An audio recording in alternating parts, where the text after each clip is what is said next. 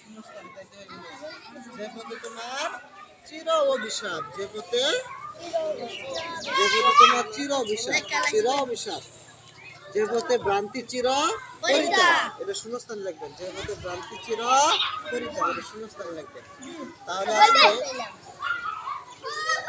তাহলে আজকে আমাদের পড়া রইল হলো শব্দের অর্থ 7টা। কয়টা? অনন্ত মানে যার শেষ নেই, অসীম মানে সীমাহীন, অসীম মানে কি সীমাহীন, সীমাহীন। পরে মহান মানে মহৎ, মহান মানে কি মহান মানে কি মহান মানে কি ধুলুকে মানে পরকালে, ধুলুকে মানে কি পরকালে।